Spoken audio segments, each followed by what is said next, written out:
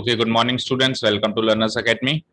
The next topic in the chapter is area of a triangle. छोटा and easy सा topic है, ठीक है। जैसे हमने कोऑर्डिनेट ज्योमेट्री पढ़ी थी, याद हो तो क्लास 10th में, तो उसमें एक छोटा सा पहले डिस्टेंस फॉर्मूला पढ़ा था सेक्शन में, क्लास में एक टॉपिक था एरिया ऑफ ट्राइंगल, है ना। उस टाइम अजीब सा लगा कि एरिया ऑफ ट्राइंगल कहाँ से आ गया बीच में।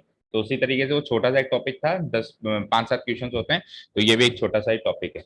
अब ऐसा क्यों? क्योंकि एरिया ऑफ ट्राइंगल अपन ने कोऑर्डिनेट ज्योमेट्री जब 10th क्लास में निकाला था, एरिया ऑफ ट्राइंगल का फॉर्मूला एक बनाया था कोऑर्डिनेट्स के हिसाब से, याद है आपको? तो आप याद करो, ऐसा कुछ फॉर्मूला बना था। ये फॉर्मूला दिख रहा है आपको? याद करो, ऐसा ही कुछ फॉर्मूला बना था कि नहीं बना था? थोड़ा याद करो। 1/2 x1 y2 माइनस 1 2 3 2 3 1 3 1 2, ऐसा एक सीक्वेंस सेट हुआ था वहां पे कोऑर्डिनेट ज्योमेट्री के अंदर, है ना। तो और मैंने आपको उस टाइम कहा था, अगर आपको एग्जैक्टली याद हो, कि ये एज इट इज चीजें रिपीट होंगी आगे वाली क्लासेस में, है ना। एक्चुअली वो जो एरिया ऑफ ट्राइंगल का वहां फॉर्मूला है ना, वो डिटर्मिनेंट की देन है, बट उस टाइम आप जानते नहीं थे डिटर्मिनेंट क्या होता है, तो सीधे फॉर्मूला रटवा दिया था, ठीक है ना। वो डिटर्मिनेंट की देन, डिटर्मिनेंट सॉल्व करके ही वो एरिया ऑफ ट्राइंगल हमने निकाला, ठीक है।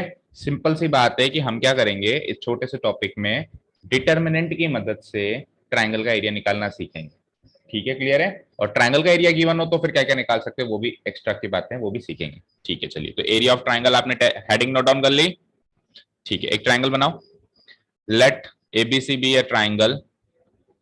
मान लेते हैं कि एबीसी एक ट्राइंगल है जिसके कोऑर्डिनेट्स कुछ ऐसे हैं, x1 y1 x2 y2 and x3 y3।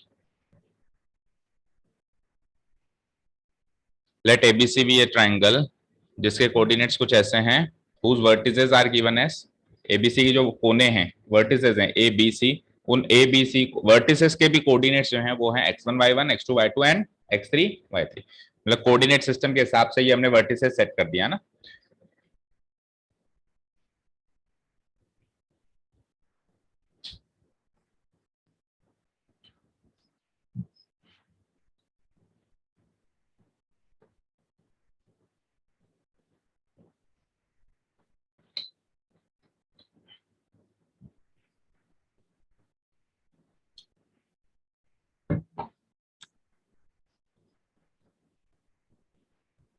Okay, let ABC be a triangle whose vertices are given as A x1 y1, यहाँ पे B नहीं लिखा हुआ, B लिख देता हूँ, B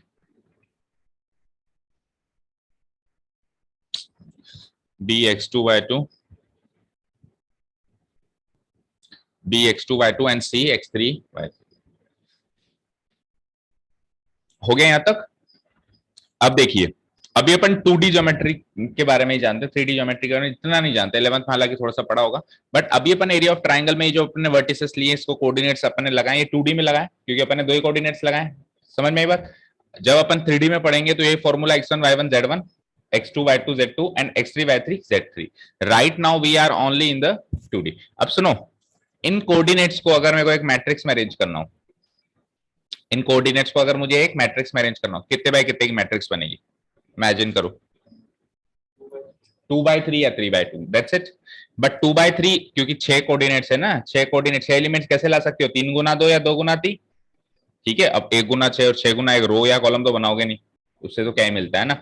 तो आप 2/3 या 3/2 बनाने की सोच रहे हो, बट हमने डिटर्मिनेंट निकालना सीखा है, तो डिटर्मिनेंट हमेशा किसका निकलता है? Square matrix. तो 2/3 भी काम नहीं देगी एंड 3/2 भी काम नहीं देगी, तो हम क्या करेंगे, इसका एक तीसरा z कोऑर्डिनेट इमेजिन करेंगे। तो याद रखना कि जब अपन 2D को जबरदस्ती 3D में इमेजिन करते हैं, तो उसका तीसरा कोऑर्डिनेट क्या मान लिया जाएगा? 1 1 1। क्या मान लिया जाएगा?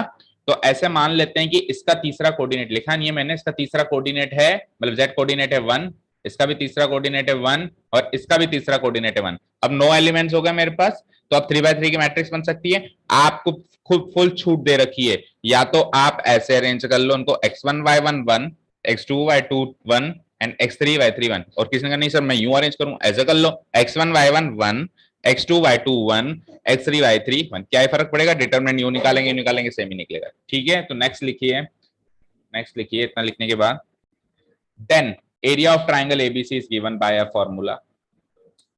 सिंपल क्लियर कट फॉर्मूला लिख देते हैं, area of triangle ABC is given by a formula. ये जो फॉर्मूला लिखा हुआ है पहले ये लिखो,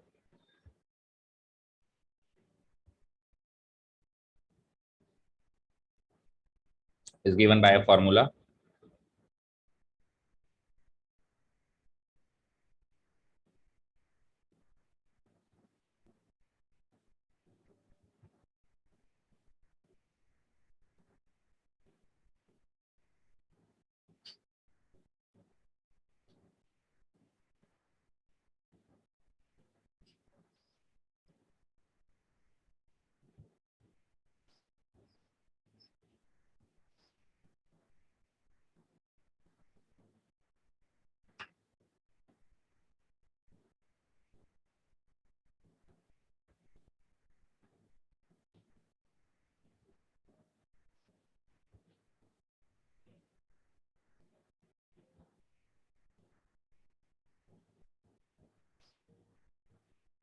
ओके ठीक है, ये फॉर्मूला है बेसिक तो है ना। अब देखो आपको ये कंफ्यूजन हो रहा होगा या हो सकता है कि सर ये क्या चीज है, दो बार डिटरमिनेंट क्यों लगा दिया, ठीक है, कंफ्यूजन हो रहा होगा। तो याद करिए 10th क्लास में फिर हमने बताया था कि area can not be negative, area can not be negative. तो वो फॉर्मूला जब अपन लगाते थे, अभी मैं वो फॉर्मूला एज इट इज आपको बता दूंगा कि एग्जैक्टली यही फॉर्मूला था। फॉर्मूला जब हम लगाते थे तो वहां से नेगेटिव वैल्यू भी मिल सकती थी, तो इसीलिए हमने उसका एक मॉडुलस साइन लगा दिया था। याद है 1/2 बाहर रख के हमने एक मॉडुलस साइन लगा दिया था। तो ये दो जो डंडे दिख रहे हैं, दो बार्स दिख रहे हैं, पहला अंदर वाला बार तो है फॉर डिटर्मिनेंट और बाहर वाला बार है फॉर मॉड्यूलस।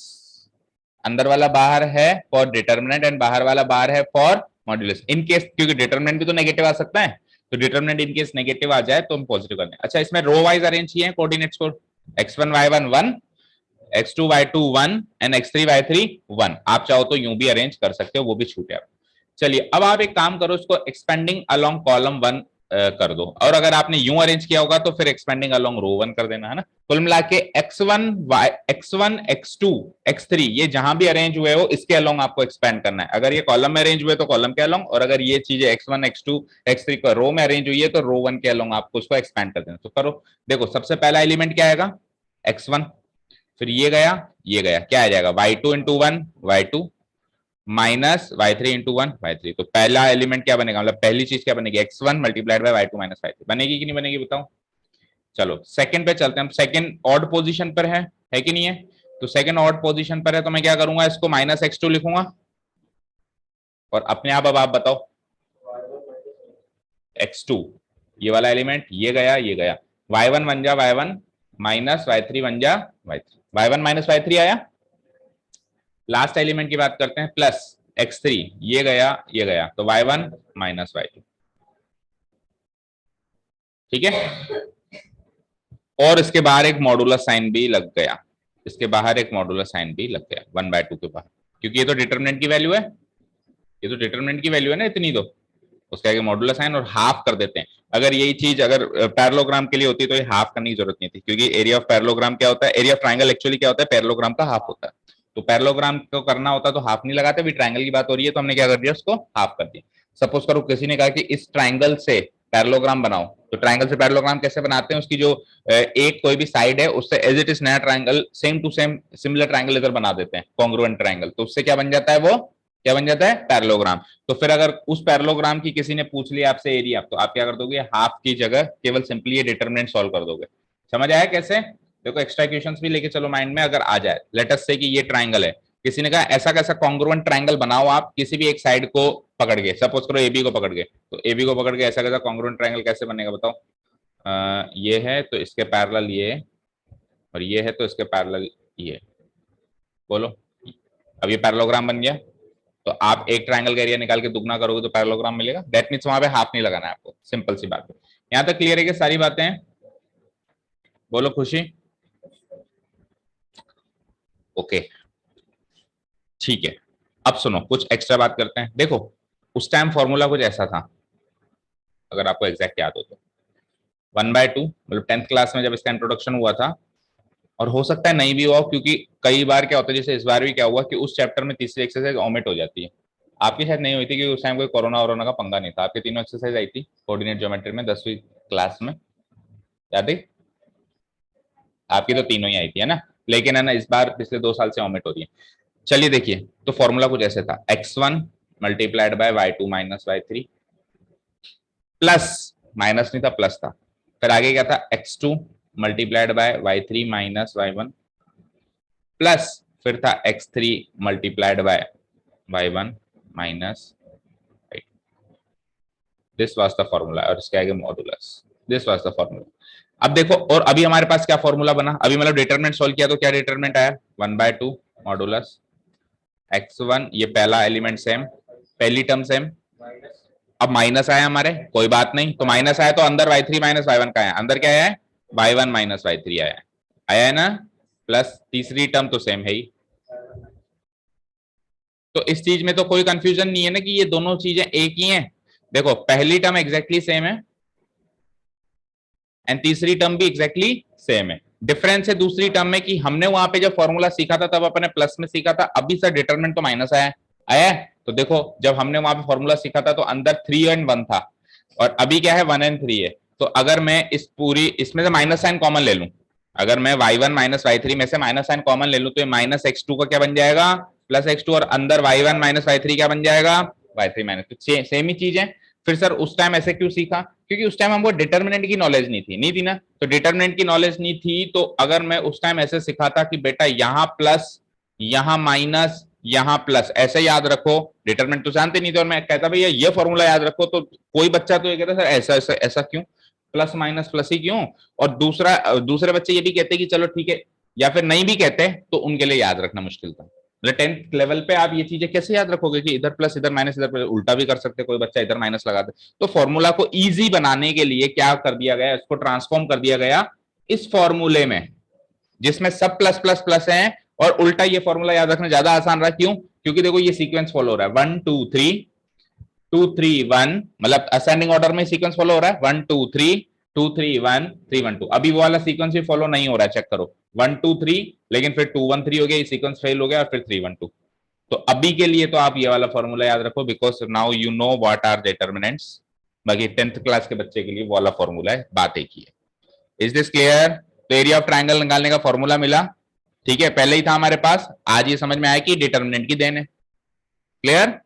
अब कुछ एक्स्ट्रा बातें डिस्कस करें, बस इसी के इर्द गिर्द 4-5 क्वेश्चन है एक्सरसाइज में, बस एरिया ऑफ ट्राइंगल निकालो, ठीक है, डिटर्मिनेंट सॉल्व करना है, दैट्स इट। अच्छा जी, अब कुछ एक्स्ट्रा बात और करते हैं, नोट्स डालिए इसके। नोट नंबर 1 देखो, पहली चीज है कि एरिया ऑफ ट्राइंगल नेगेटिव आ जाता है तो अपन उसको क्या कर देते हैं पॉजिटिव, और उसका जिक्र अपन ने फॉर्मूला में भी किया है, बिकॉज हमने क्या किया मॉडुलस साइन पुट किया है। तो लिखिए in case, in that case area of a triangle is a negative value. In case area of a triangle is a negative value, then what we will do, we consider only the numeric values ignoring the minus sign, और उसके लिए हमने क्या कर दिया modulus भी लगा दिया। वैसे तो ये चीज क्लियर है, बट फिर भी नोट्स बना रहे हैं तो पूरे बना दें।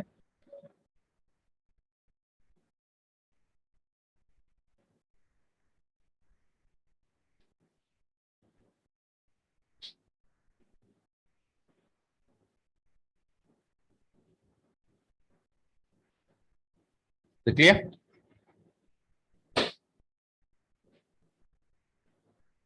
ठीक है, लिख लिया, ठीक है। अब इसका उल्टा, ये सीधा तो कोई भी याद रख लेता है, क्वेश्चन सॉल्व हो जाता है, उल्टे में फंसता है बच्चा। उल्टे का मतलब क्वेश्चन उल्टा आ जाए, एरिया ऑफ ट्राइंगल पूछे ना, दे दे, एरिया ऑफ ट्राइंगल दे दे, और आपसे पूछे क्या कुछ मिसिंग कोऑर्डिनेट्स, ए का कोई मिसिंग कोऑर्डिनेट, बी का कोई मिसिंग कोऑर्डिनेट, सी का कोई मिसिंग कोऑर्डिनेट, तो उस टाइम आपको सर फॉर्मूला में रख देंगे आ जाएगा आंसर, ठीक है, मान लेते आ जाएंगे। मॉडुलस का क्या करोगे, मॉडुलस का क्या करोगे, एरिया जो गिवन है, सपोज करो आपको एरिया गिवन है 100 सेंटीमीटर स्क्वायर, तो ये भी हो सकता है कि वाकई में ये 100 हो, और ये भी तो हो सकता है कि सॉल्व करने के बाद ये -100 आया हो और मॉडुलस लगा के 100 बनाया हो। वो थोड़ा ना एग्जाम में कहेगा कि बेटा ये -100 आया था, इसको मैंने मॉडुलस बना के 100 लिखा है। तो क्या करोगे, दोनों केस कंसीडर करोगे, क्या करोगे दोनों केस। तो सेकंड पॉइंट है and in case area is given, and in case area is given with the help of which we are required to find some missing values from the coordinates of the vertices of the triangle। अगर ये वाला case है कि area तो given है और हमको कुछ कोऑर्डिनेट्स के मिसिंग वैल्यूज निकालनी है, हम क्या करेंगे, दो केस मानेंगे। We will take area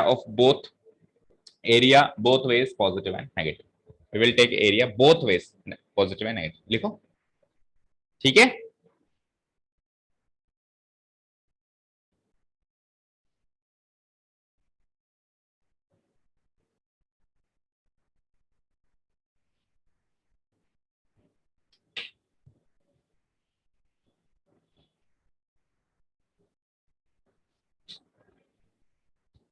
sir की आवाज इस रूम से आ रही है, पिछले रूम से आ रही है, सुधाकर सर की आवाज इस रूम से आ रही है कि उससे भी पिछले रूम से आ रही है, लास्ट इससे आ रही है, लिख लिया। ये बात समझ में आया, नोट नंबर 1 समझ में आया। एरिया निकालना है तो हमेशा पॉजिटिव निकलेगा, दैट मींस मॉडुलस को कंसीडर करना है, और एरिया दे रखा है, एरिया दे रखा है तो क्या करना पड़ेगा, एक बार पॉजिटिव और एक बार नेगेटिव। और ये तो मॉडुलस फंक्शन में भी सीखा है बेटा आपने, मॉडुलस फंक्शन में नहीं सीखा है क्या। देखो किसी चीज पर मॉडुलस फंक्शन अप्लाई करना हो तब तो अपन कैसे अप्लाई करते हैं, उसके माइनस साइन को इग्नोर कर देते हैं, ठीक है। लेकिन अगर मॉडुलस के अंदर कोई चीज दी हुई होती है तो हमने सीखा नहीं है कि मॉडुलस फंक्शन क्या होता है, कि लेटर से अगर मेरे पास मॉडुलस एक्स दिया हुआ है तो हम क्या करते हैं, इसको एक बार पॉजिटिव एक्स मानते हैं और इसको एक बार नेगेटिव एक्स मानते हैं। बोलो ऐसा करते हैं कि नहीं करते? तो अभी एरिया गिवन है एक तरीके से, तो एरिया को एक बार पॉजिटिव और एक बार नेगेटिव। कोई कहे सर एरिया नेगेटिव, अरे एरिया नेगेटिव है नहीं, लेकिन ये नेगेटिव से पॉजिटिव बन के आ भी तो सकता है, तो इसलिए मैथमेटिकली उसको नेगेटिव मान के भी चलना पड़ेगा, फिर उससे भी मिसिंग वैल्यूज कुछ और भी आ सकती हैं। ठीक है, this was not number 1। Note number 2,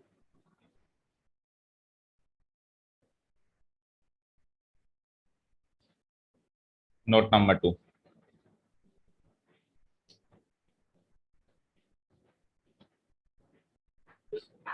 note number 2 लिखो।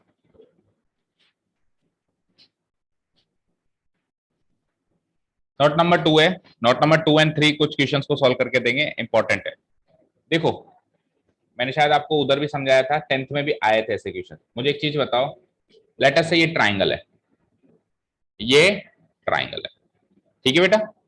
लेट अस से इसका एरिया है 100 सेंटीमीटर स्क्वायर, एग्जाम्पल। अब अगर मैंने इसका ये वाला जो पॉइंट है ए बी सी है ये, अगर मैंने जो है इसका ये वाला जो ए वाला पॉइंट है उसको थोड़ा सा नीचे बुला लिया, यहां रख दिया, तो ट्राइंगल कुछ ऐसा बनेगा। अब मुझे बताओ जो नया ट्राइंगल बनेगा पिछले ट्राइंगल से उसका एरिया ज्यादा होगा कि कम होगा? कम होगा, ऑब्वियसली, कॉमन सेंस है। मान लो 50 है या 40 है, 60 है, ऐसे मान लो ये 60 है। किसी ने कहा सर और नीचे बुलाओ, ये लो और नीचे बुला दिया मैंने। तो अब जो नया ट्राइंगल है इसका एरिया उस ट्राइंगल से और उस ट्राइंगल से दोनों से कम होगा, लेटर से 30 रह गया। और ऐसे करते करते करते करते बिल्कुल लाइन पे ले आया। तो इमेजिन करो ट्राइंगल के फॉर्म में तो है, तो ये ट्राइंगल अभी भी, और उसका एरिया क्या है? जीरो। उसका एरिया क्या है? जीरो। दैट मीन्स आप समझ गए कि तीन नॉन कोलिनियर, तीन कोलिनियर पॉइंट्स, कोलिनियर पॉइंट्स हैं, तीन कोलिनियर पॉइंट्स से एरिया ट्राइंगल इमेजिन किया जाए तो उस ट्राइंगल का एरिया क्या मानना पड़ता है? जीरो। तो ये जो थ्योरी है, ये थ्योरी हमको हेल्प करती है कोलिनियरिटी प्रूव करने में, और आगे 3D में भी आएगी ये चीज। ठीक है, हम क्या करेंगे, हमको प्रूव करने के लिए कहे या चेक करने के लिए कहे कि चेक करो बेटा ये तीन पॉइंट्स कोलिनियर हैं कि नहीं है, हम क्या करेंगे, उन तीन पॉइंट्स से ट्राइंगल मानते हुए एरिया निकाल लेंगे डिटरमिनेंट की मदद से। एरिया अगर जीरो है तो वो पॉइंट्स कोलिनियर हैं, अदरवाइज वो पॉइंट्स कोलिनियर नहीं है। सो ये थ्योरी है इसकी, लिखो। The area of a triangle formed by three collinear points is equal to zero. Note number 2, the area of a triangle formed by three collinear points is equal to what? Zero.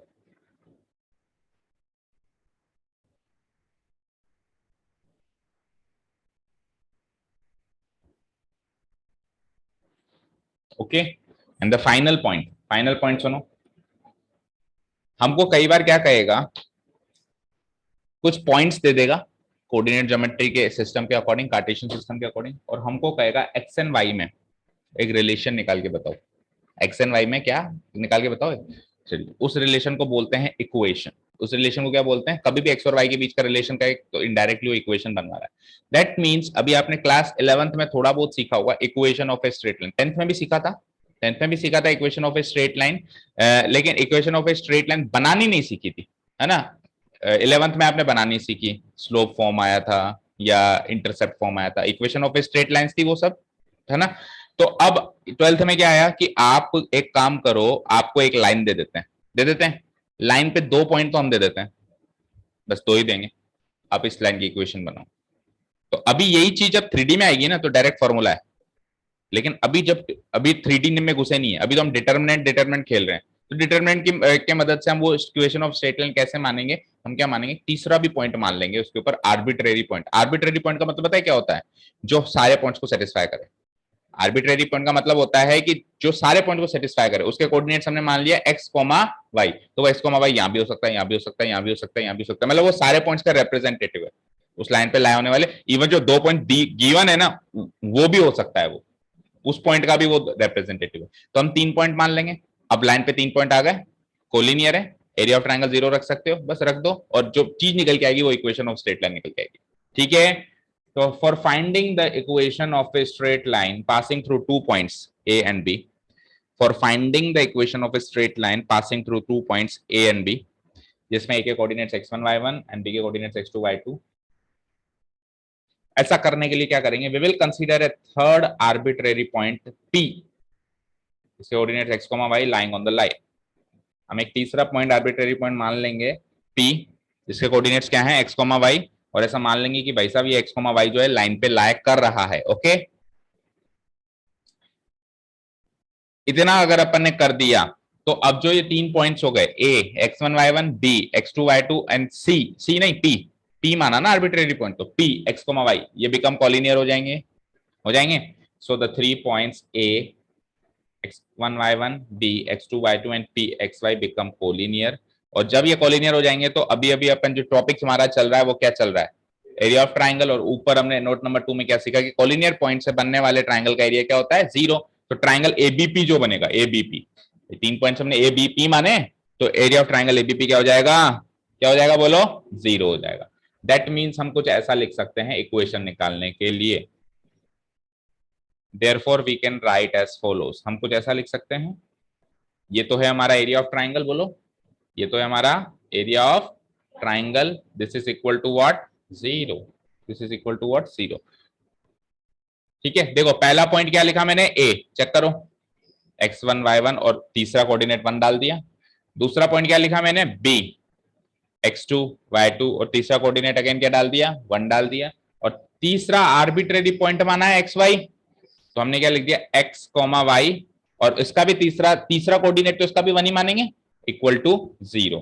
जब हम इसको solve करेंगे तो अब इसको solve भी कैसे करो, इस कॉलम के इस रो के अलोंग करो, इसको सॉल्व कैसे करो, इस रो के अलोंग करो। क्यों करवा रहा हूं ऐसे, ताकि आपको x का कोएफिशिएंट y का कोएफिशिएंट, भाई इक्वेशन बना रहे हो ना, तो इक्वेशन लीनियर इक्वेशन कैसे बनेगी, कुछ ऐसी तो बनेगी, ax plus dy plus c equal to 0, यही तो होती है लाइन की, स्ट्रेट लाइन की लीनियर इक्वेशन स्टैंडर्ड फॉर्म में।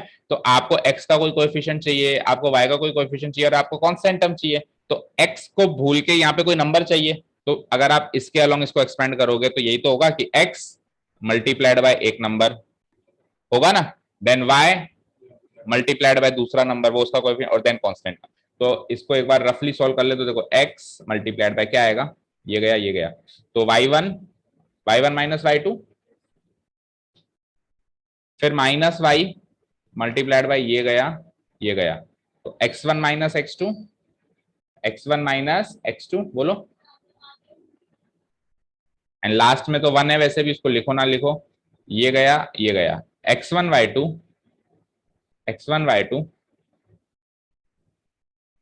Minus x2 y1।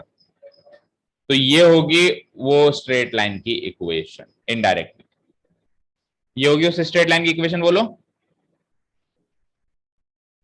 ठीक है। अब कोई कहे कि सर ये क्यों नहीं लिखी है आपने फिर इसमें नोट्स में, क्योंकि ये याद करना मुश्किल है, मैं कह भी नहीं रहा हूं उसको याद करो, बेवकूफ थोड़ा कि x into y1 minus y2 minus y, अरे ये याद रखो ना यार, बना लोगे ना इसके बाद, ये याद रखो, ठीक है, बनेगी करीब करीब यही। और आप चेक करो, देखो इसमें ये तो है x, ये है इसका कोएफिशिएंट, जो अपन ए एक्स लिखते हैं, तो a की वैल्यू क्या होगी, y1 माइनस y2 होगी। उसके बाद आ जाओ, जो y लिखते हैं तो y का कोएफिशिएंट क्या हो जाएगा, minus of x1 minus x2, और जो कांस्टेंट टर्म होगी वो ये होगी x1 y2 minus x2 y1 equal to 0, this will be the equation of, बोलो स्ट्रेट लाइन की इक्वेशन बना लेंगे अब अपन, ठीक है, कोई डाउट नहीं है। अच्छा, किसी के माइंड में ये डाउट आया क्या, सर जब आप कोलिनियर पॉइंट्स का एरिया निकाल रहे हो, आप तो किसी का भी जब एरिया निकालते हो तो एरिया तो नेगेटिव होता ही नहीं है, तो फिर आपने जब एरिया निकालना था तब तो एक मॉडुलस साइन पुट किया, अभी क्यों नहीं कर रहे हो, एरिया 0 है। देखो अगर मैं इसको मॉडुलस पुट कर भी दूंगा तो यहाँ पे जो चीज आएगी या तो वो 0 है या इसका नेगेटिव 0 है। तो equation of a straight line में अगर अपन ने आरएचएस में 0 रख रखा है तो एलएचएस के साइन तो अपन वैसे भी बदल सकते हैं ना, नहीं बदल सकते बोलो, क्योंकि 0 का तो कोई साइन होता ही नहीं है ना, इसीलिए इसके यहाँ पे ये मॉडुलस लगाने का कोई सिग्निफिकेंस नहीं है। आप अगर पूरा कॉन्सेप्चुअली चलो तो एरिया है तो एरिया को आप मॉडुलस लगा सकते हो, बट आप जब आप लगा के सॉल्व करोगे ना तो दो वैल्यूज नहीं निकल के आएंगी, एक ही वैल्यू निकल के आएगी, क्योंकि उसका कोई सिग्निफिकेंस है नहीं, इसलिए नहीं लगाया बस, दैट्स इट, समझ आया। तो ये एरिया ऑफ ट्रायंगल का छोटा सा टॉपिक था। सबसे पहली चीज क्या सीखी, एरिया कैसे निकालेंगे, दूसरी चीज क्या सीखी कि एरिया गिवन हो तो क्या करेंगे, मिसिंग वैल्यूज निकालनी हो, तीसरी चीज क्या सीखी कि कॉलिनियरिटी कैसे प्रूव करेंगे, चौथी चीज क्या सीखी, इक्वेशन ऑफ स्ट्रेट लाइन कैसे निकालेंगे।